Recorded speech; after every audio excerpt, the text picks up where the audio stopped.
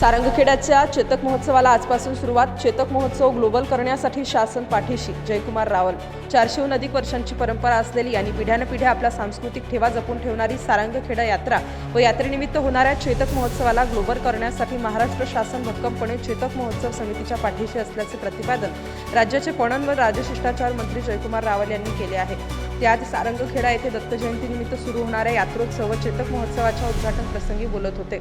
यावेळी जिल्हाधिकारी डॉक्टर मिताली सेठी, जिल्हा परिषदेचे मुख्य कार्यकारी अधिकारी नमन गोयल, तहसीलदार दीपक गिरासे, चेतक महोत्सवाचे प्रमुख आयोजक जयपाल सिंह रावळ, सारंगखेड्याचे सरपंच पृथ्वीराज रावल आदी उपस्थित होते। यावेळी बोलताना मंत्री रावल म्हणाले, महाराष्ट्र, मध्य प्रदेश आणि गुजरात या 3 राज्यांना व्यापून असलेल्या पवित्र तापी नदीच्या तीरावर हा महोत्सव आणि यात्रोत्सव शेकडो वर्षापासून आपली परंपरा घेऊन डौलाने उभा आहे।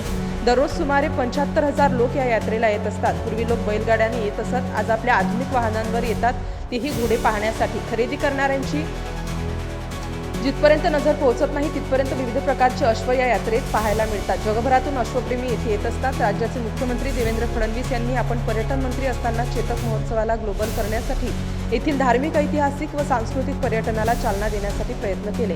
या महोत्सवाला अधिक प्रभावशाली आणि व्यापक करण्यासाठी सतत प्रयत्नशील असलेल्या चेतक महोत्सव समितीचे जयकुमार रावल यांच्या अथक प्रयत्नातून हा महोत्सव भारतीयांसह जगभरातील पर्यटकांना खुणावत असल्याचे सांगून प्रसिद्ध उद्योजक अनंत अंबानी यांची या महोत्सवाला येण्याची इच्छा असल्याचेही मंत्री रावल यांनी यावेळी सांगितले।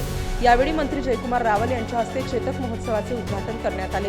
या प्रसंगी सर्व मान्यवर उपस्थित होते। त्यानंतर महोत्सवातील अश्वांची पाहणी मंत्री रावल व उपस्थितांनी केली।